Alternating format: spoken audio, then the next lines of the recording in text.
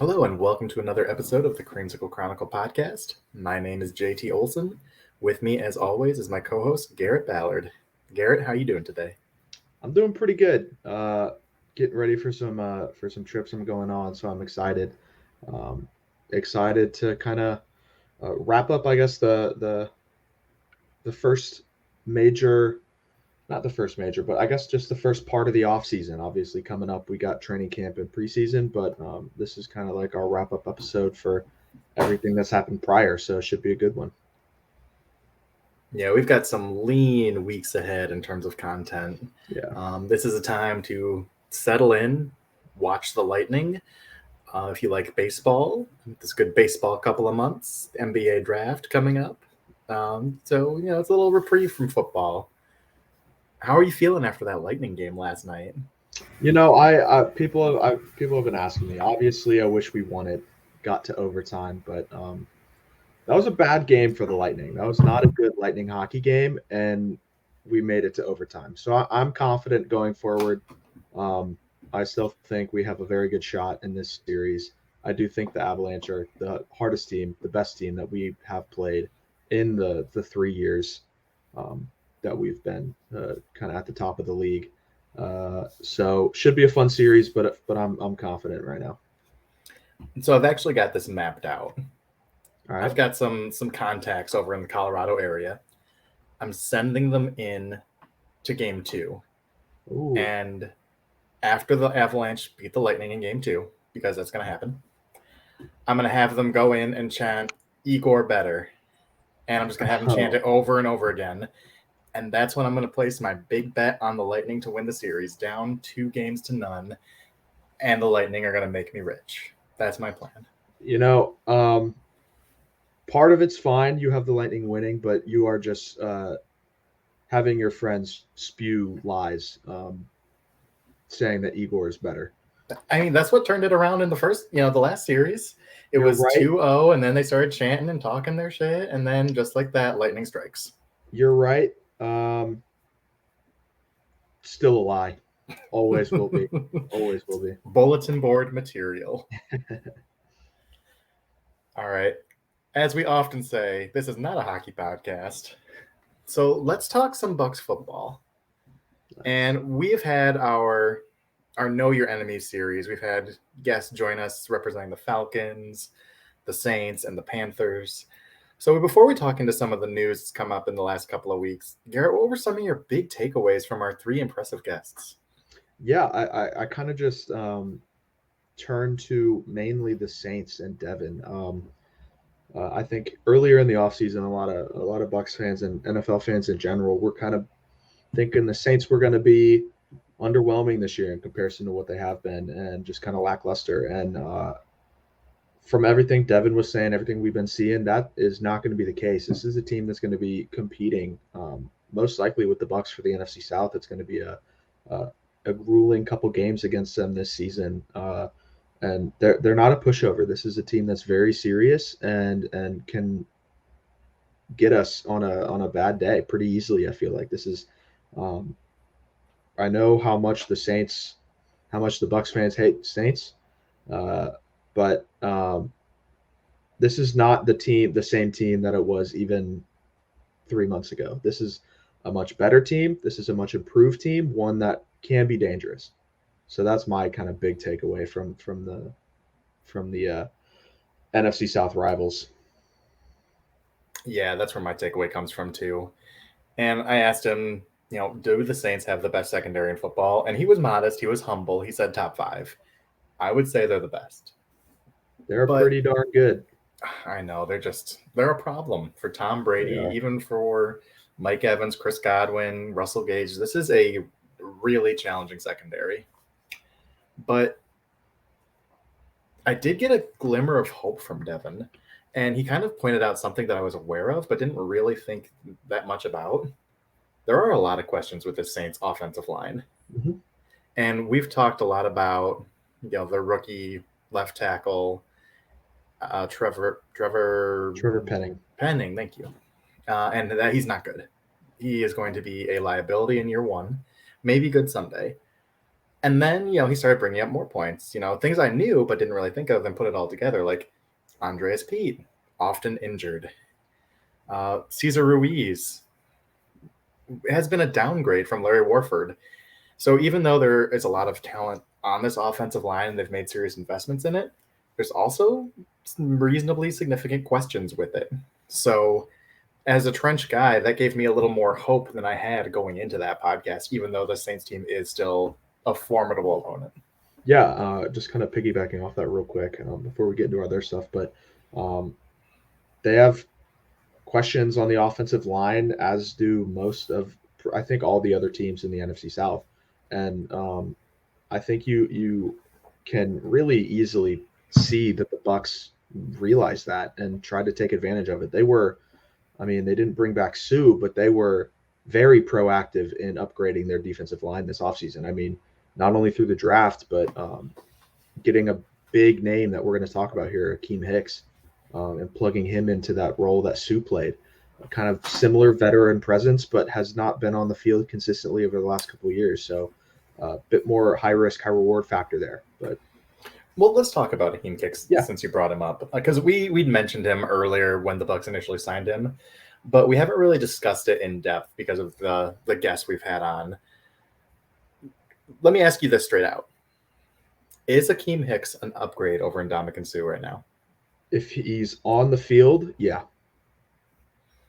I agree. I think Hicks is one, I think 2 or 3 years younger than Sue. Mhm. And two, if you get him in that rotational role, which he very well could be since the Bucs invested their first pick into a defensive lineman, that could really save some wear and tear on his body to really maximize him. And he was extremely disruptive with Chicago. And he got to play alongside Khalil Mack, and now that's fantastic. That takes some pressure off of him. But he was a dude on that defensive line.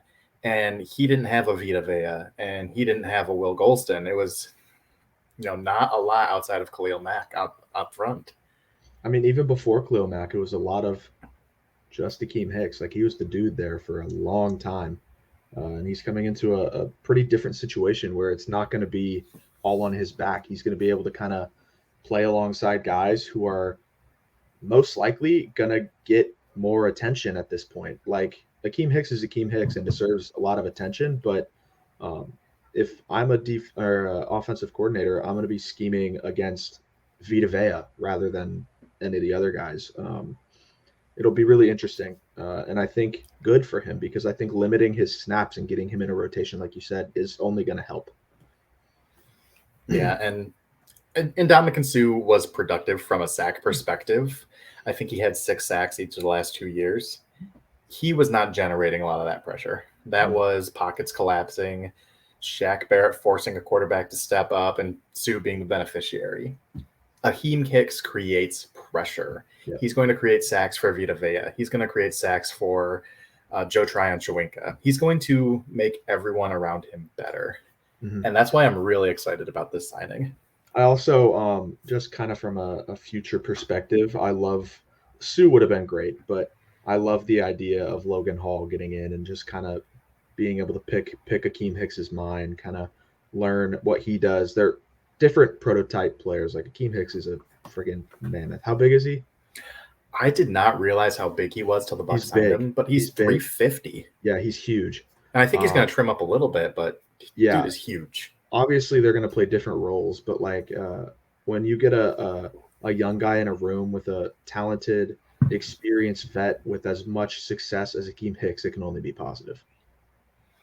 Yeah, especially the way Hicks uses his gifts. He's not just a freak athlete, which it still shocks me how big he is, how powerful he is.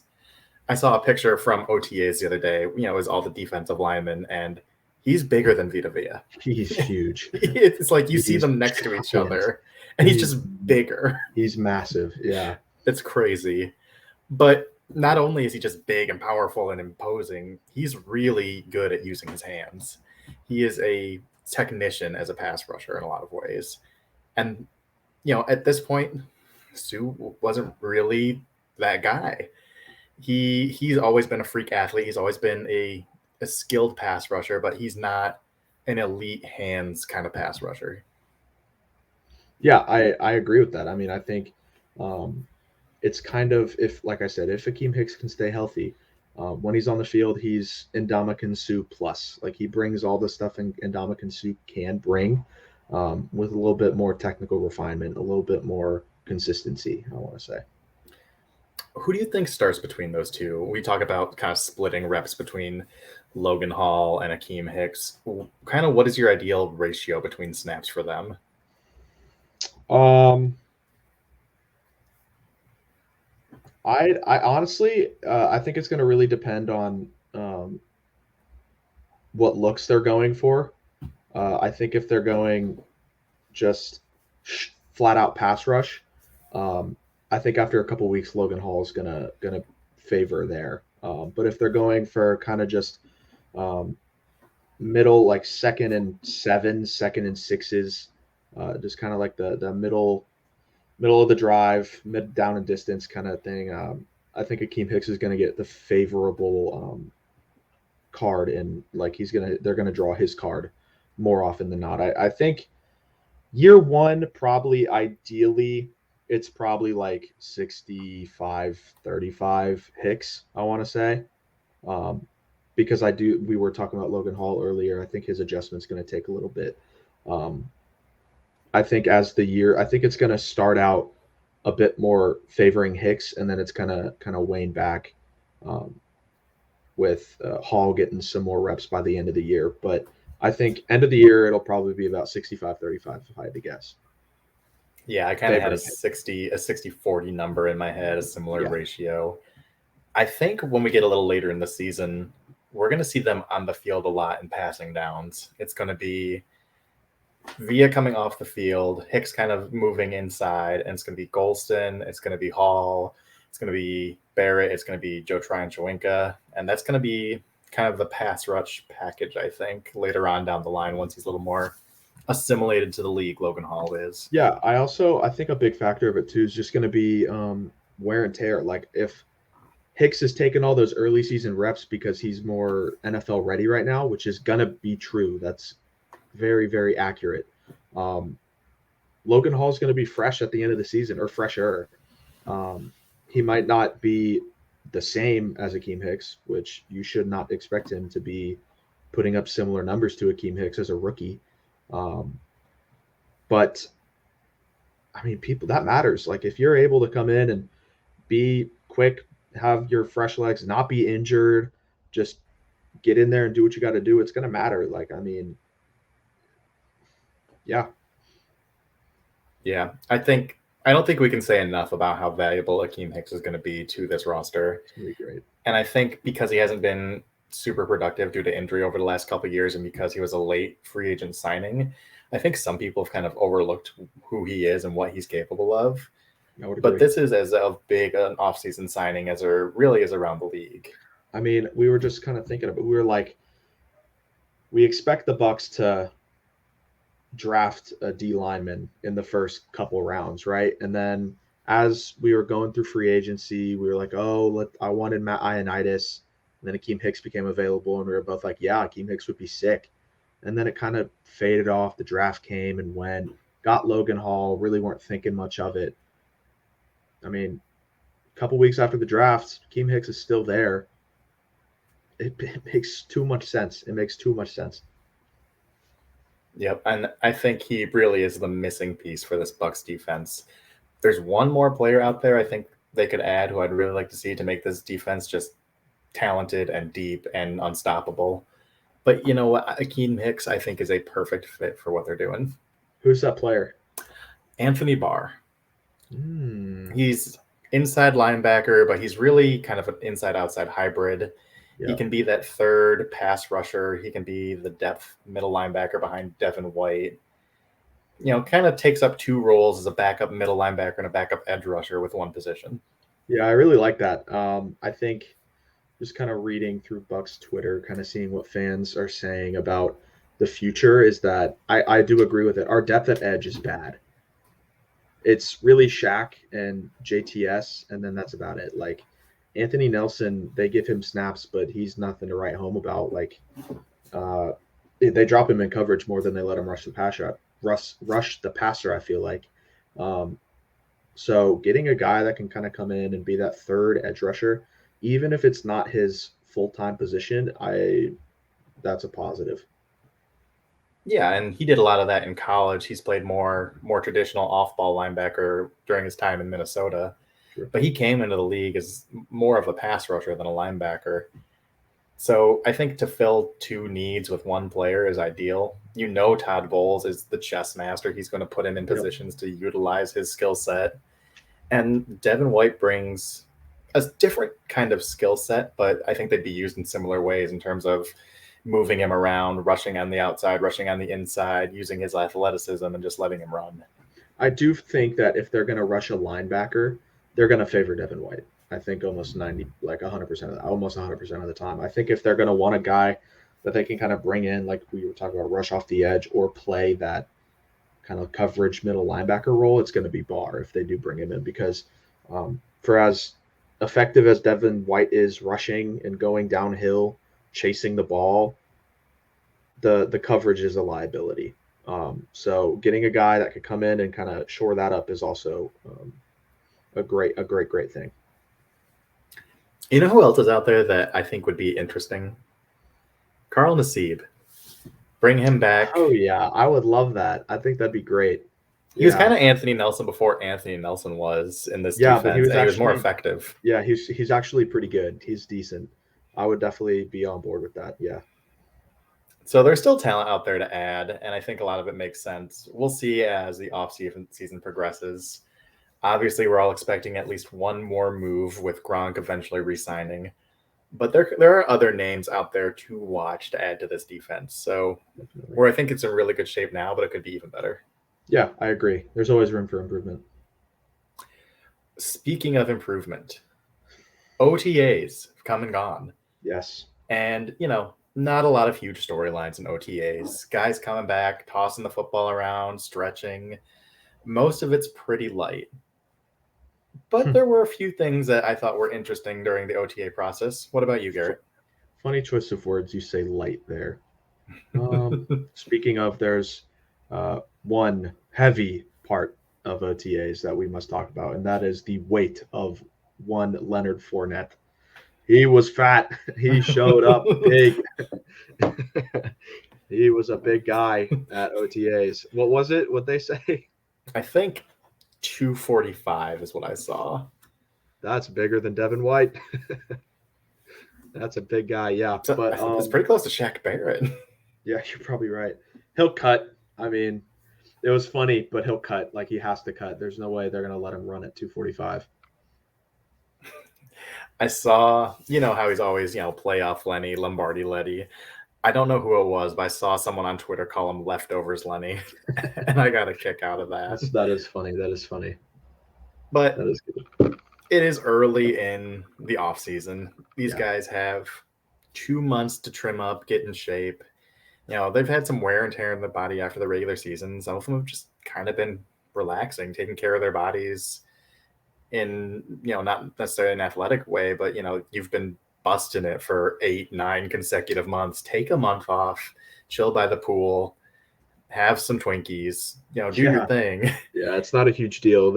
These are some of the best athletes in the world. They are more than capable of putting on this weight and then getting it off very quickly to get back in football shape.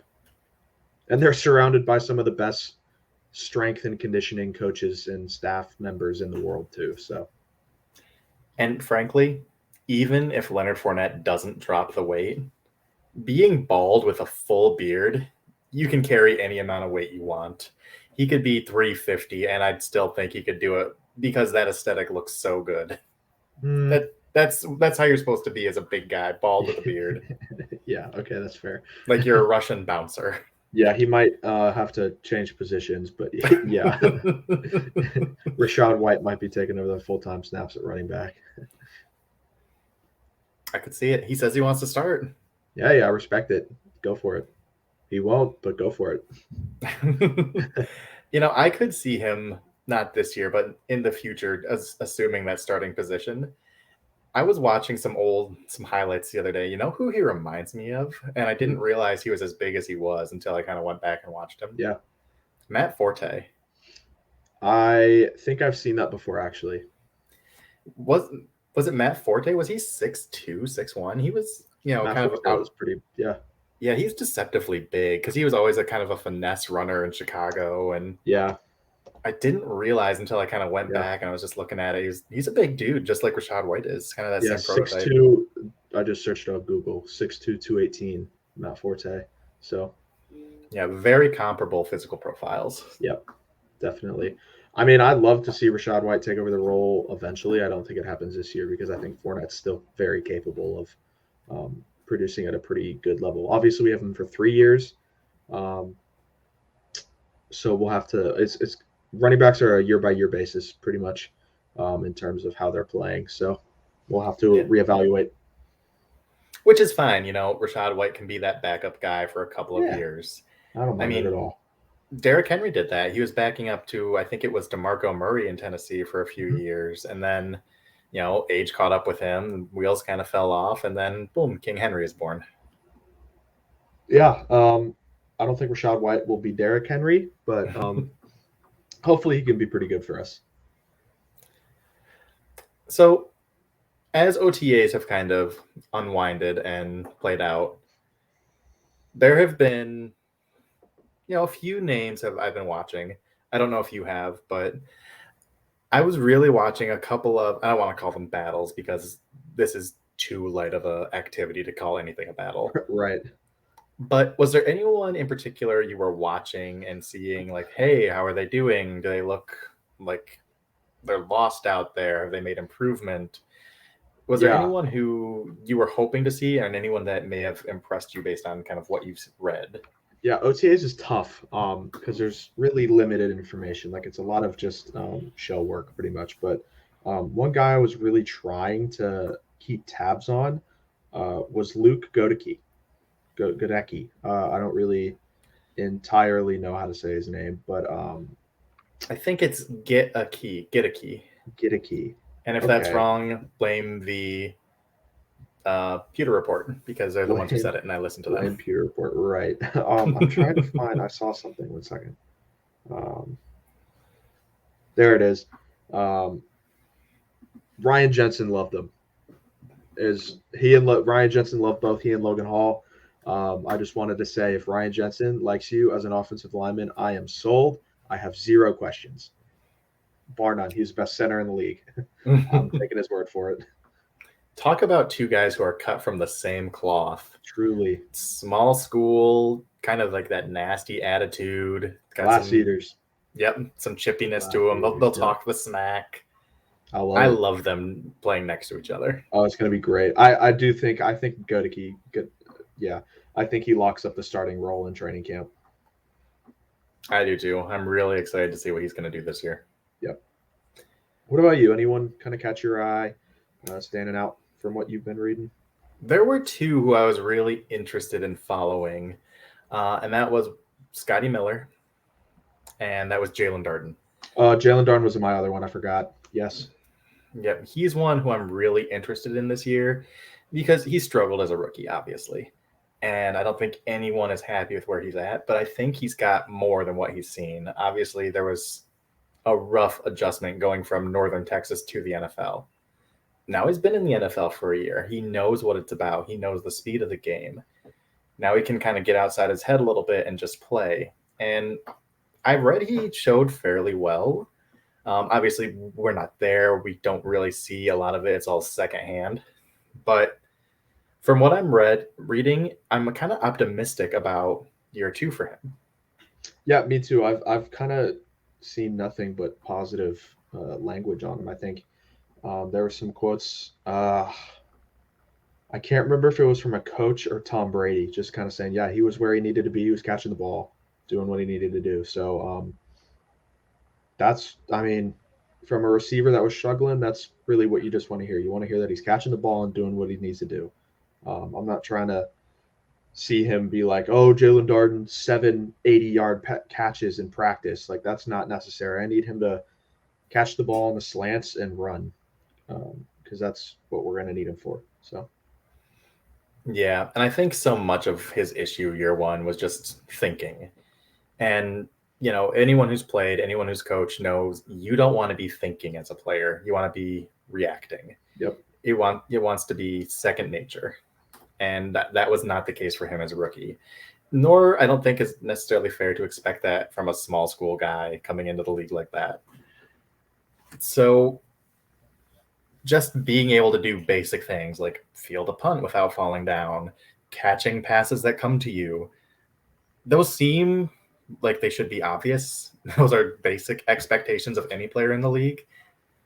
But when you're thinking too much and you're like trying to figure out what route you're supposed to run in a very complicated offense, it's so easy to stay inside your head and not read and react.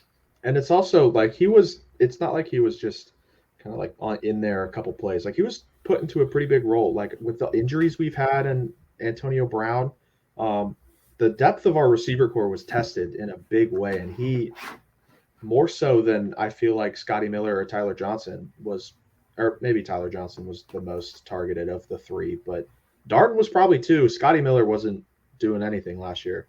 So he was put into a pretty big role that is a lot, like you said, a lot to ask from a rookie from North Texas. Yeah, I'm really looking forward to that wide receiver 4, wide receiver 5 battle. Yeah. And honestly, I think Scotty Miller is going to wrap up wide receiver 4 pretty quickly. I don't think it's going to be much of a competition for that spot because of the speed element and just the fact that he's been with the team and he's been productive with the team. Yeah, I think you're right. I mean, I think of it'll be Miller 4. I think Darden will be 5, and I think Johnson will be 6. Johnson might get cut. I'm keeping 6 open. I'm not sold on Tyler Johnson. Yeah, I think he might get cut. I mean, he needs to show something crazy because he's not been good. I don't remember who else we have in-house for camp this year, but it could be someone who's not even on the roster. Like, right, could be another possible punt returner, or yeah. We'll see who is cut. There's always some surprise cuts come training camp. Training camp will answer all these questions because OTAs doesn't really give us a ton. Anything else on OTAs? Like you said, there wasn't a ton there. I don't think there were any shocking absences, right? I think Mike Evans wasn't there because his wife was having a kid back in Texas. People freaked out about that for about 20 seconds until that was revealed. Tom was there.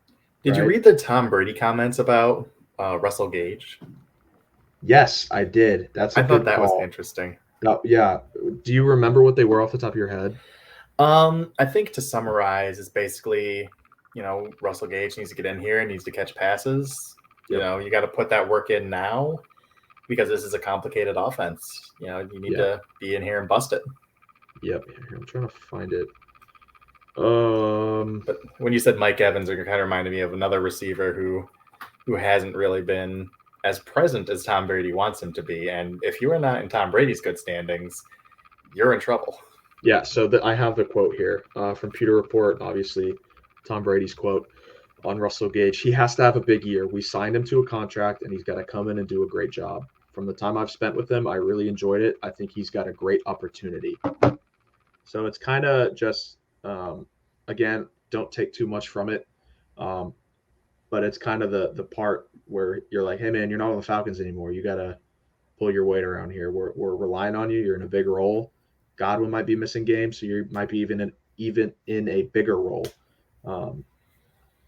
Again, turn our heads to training camp with that one to see what it's looking like with Russell Gage, because we did sign him to a pretty big contract. I would like to see that, see him outperform. So. And everything Brady said is true. And I think we all have high expectations of Russell Gage. And I think we've heard really positive things coming from Atlanta. But this is a higher stakes. Atlanta, there was no consequences because he knew they weren't going to be good. This is a Super Bowl or bust team. This is Tom Brady in what's likely his final year. Yep. This is a huge opportunity to play with the greatest to ever do it and win a Super Bowl and, take that $30 million 3-year deal and you can flip it to a bigger contract next time around. Yep. it's all right there for not only him but the entire team, and they kind of go hand in hand.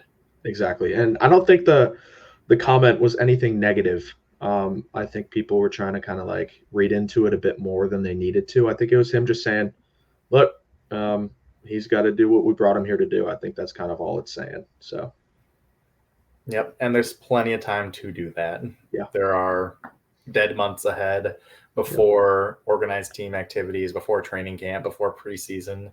We know Tom likes holding those little workouts with some guys just like in between.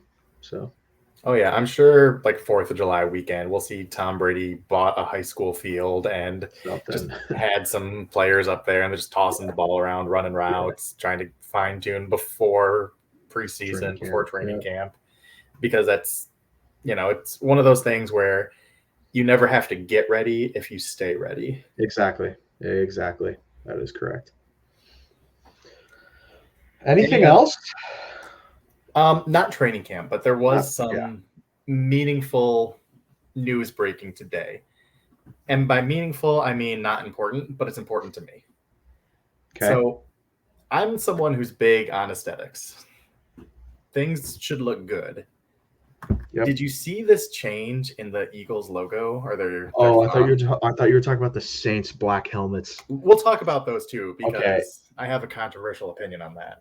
They're both bad, in my opinion. The Eagles just got simplified, I think, poorly. I like the old Eagles logo. I thought it was right for them, did what they needed to do, and now it's just kind of like dumb. I don't think it looks good. It kind of just looks sloppy to me.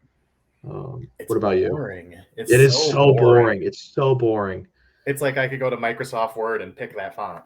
It's like they took the old one and were just like, yeah, block logo or like block lettering, and that's with a little cut in the E. Like it's not cool. No, because that's what we need is more block lettering.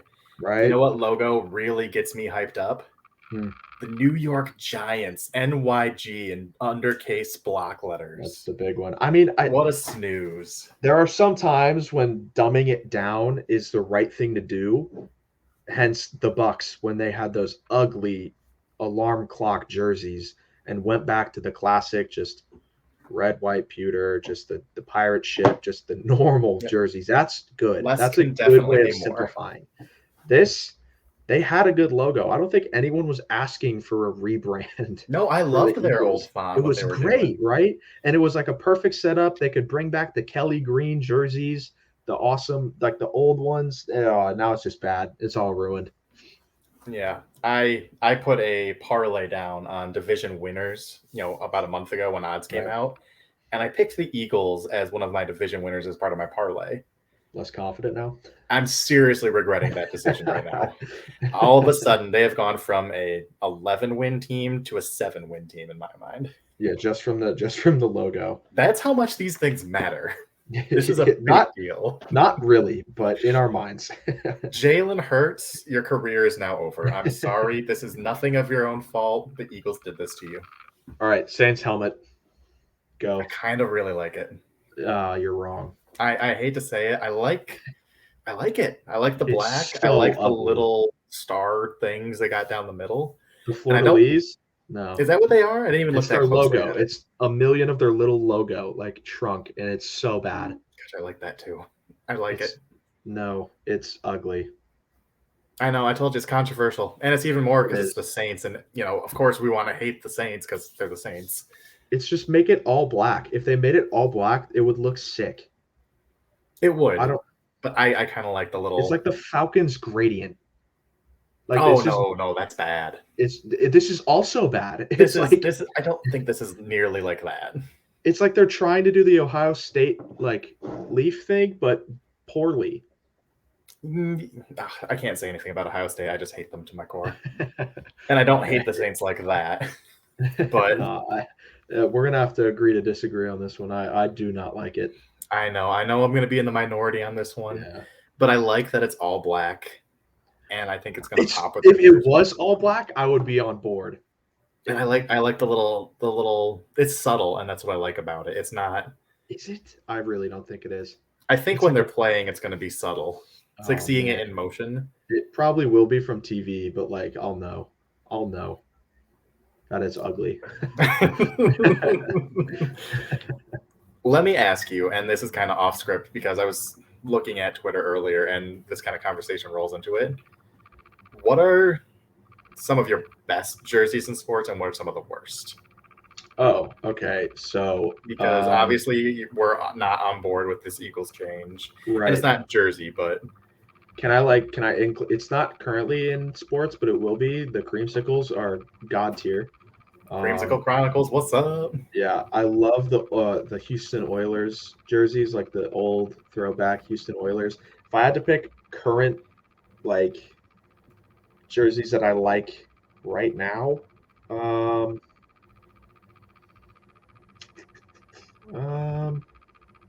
I love UNC football. I love that color blue, like that powder blue. Powder blue is amazing. The Chargers branding is perfect.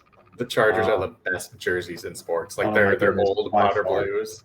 The Oh my gosh. LaDainian Tomlinson era, that The was powder blues, they beautiful. got the royal blue, like the electric blue. It's so good. It's Even their dark blue when they yeah, had that, that's what I'm talking about. Yeah, they do it or better you than mean like the anyone. navy? Mm-hmm. Yeah, it's all just so good. Like their white jerseys are like their most boring, and I really like white jerseys a lot. Um, let me think. What about you? While I think, say some of yours. Oh my gosh, I did not prep myself for my own question. I kind of like the Vikings jerseys, to be Oh honest. yeah, can I go outside football? Please. The Rays Devil Rays jerseys are the sickest jersey in sports. Those things are so hard. They are sick. If you they don't sell them either. It's crazy. I don't know why. And then their AAA affiliate the Durham Bulls did Mm-hmm. a jersey inspired by that, and it's I dark. remember that one. We were talking about Oh, that when we I were talking have about it in minor my league closet. I teams. bought it. It's You so got cool. it? Yeah, I'll pull. Let me get it real quick. Yeah, go get it. Yeah. So while Garrett is getting his sick jersey, gosh, what are some of my best jerseys? UNC, he mentioned, is a great one. Um, oh, wait, All right. So here it there's no is. player because it's like a just like an anniversary jersey. But let's see if I can. Oh, that is beautiful. Let me try and. Yeah. Durham Bulls. And then this is like pretty much the exact Rays one, just like they obviously have a like a manta ray. How old were you when they switched from Devil Rays to just the Rays? Oh, how old was I? Oh Like, gosh, did you why get did to they do that? experience the Devil Rays like era? Very little. It was pretty. I was pretty young. I can't remember when they did that. Because when they went to the World Series, they were the Rays, just the Rays. Um, I might have been like 6 or like 7. I don't know. So these are like legit throwbacks. You never got to experience Yeah, really the I Devil never. Rays. I was playing friggin' little league. Like I was really young. I just didn't know. Uh, Rays rebrand. Yeah, the Devil Rays always looked and Yeah, sounded way cooler than the Rays, but the Rays were always way more successful right. after the rebrand. So the change happened after the 2007 season. So yeah, I was 7. I was 7 when the change Wow. happened. Gosh, that puts such perspective in our age difference. Yeah. That's the year I was graduating high school. Oh wow, that's funny. But But no, the yeah, Devil Rays were as cool then as you see them now. There was a yeah, good jersey. they need to friggin' sell them. I want a Wander Franco Devil Ray jersey. I'm surprised they don't. They sell like the Right. Bucs Creamsicle jerseys, and those aren't in circulation right now. Yeah, they need to. They'd make so much money. They're Yeah, the coolest jerseys ever. Those are definitely my favorite. Those creamsicles, Houston Oilers, and anything powder blue. I love like the Phillies powder blue alternates. Oh my gosh, they're amazing. those are good. Yeah. You know who's probably the worst? I hate the Steelers Bumblebee jerseys. Oh yeah, they suck. I don't like the Packers either. The throwbacks, No, those are they're bad. ugly. They're ugly. Yeah. I don't. Uh, I see. So the Rams jerseys are Oh, those are bad. not great. I think I hate them more because they call the white ones bone. Yeah. Like, I hate shut up, it's white. I hate that It's they've got white. like the glistening letters. Yeah, I Like, don't like that. It's like it's frosting. right, it's that nasty cupcake frosting that no Yeah, one really likes. exactly. It's weird, and I think they hyped it so much, and it was just meh. Like, I mean, the blue ones are fine. The numbers are bad. Um, but yeah, I don't know. Let me tell you one we haven't mentioned that's probably one of my all-time favorite jerseys any sport. Houston Rockets pinstripes. Yeah, those are good. I like a pinstripe jersey. Yep. And I hate the White Sox with their pinstripes. Those look good. Yep. Anything pinstripe usually is except good. the Yankees. I will never ever support anything New York. I know, Yankees. but they are a classic clean look though. It is the classic. Like, if you think of a baseball jersey, you think of the Yankees pinstripes. Like, that's true. Mm-hmm. But nah. The Magic Rock pinstripes, don't they? Yeah, they do. They had those sweet orange jerseys this year. I liked those. They suck. They are so bad. I'm not even a fan, but they are so bad, man. Oh man, that's like one of those sports crossovers where it's like half Bucs, half Magic. They're just not good. Rays lost to the Yankees tonight too from a walk-off, so I'm upset now. I got to give a shout out to the Pistons teal jerseys. I love those, and the Fire Horse logo. I got that logo right here, the Fire Horse. They have a teal jersey? Oh yeah, back in like the early 90s. It was so tacky. I thought you meant currently. It's coming back next year. It's going to be like their City Edition jersey. See, yeah, but I just don't get it. Like, why did the Magic have orange jerseys? I have no idea why. Right? Like, I liked it, but I did not understand. There's never been orange affiliated with that team ever. The throwback Magic jerseys are also sick, actually. Like when Shaq when they had Shaq with the star. Magic have good jerseys. They do. They do have good basketball jerseys. Are, as a whole, better than football jerseys.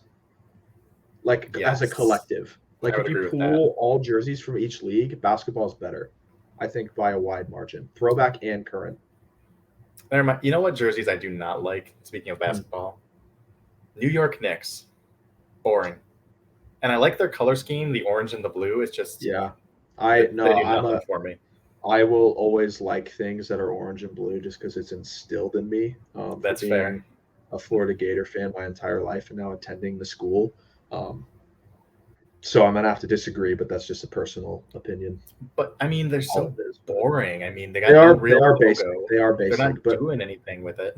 Again, it's you will never, ever catch a New York team rebranding anything ever. No, because they're all classic. They all go back to the beginning of their league. Yeah, exactly. So that'll never happen. But we got to get Ben Glassmeyer on here one night to talk jerseys. Is he a big jersey guy? I know he atrocious jersey takes. Atrocious taste. They are bad. Well, I mean, Seahawks, bad. Bad jerseys.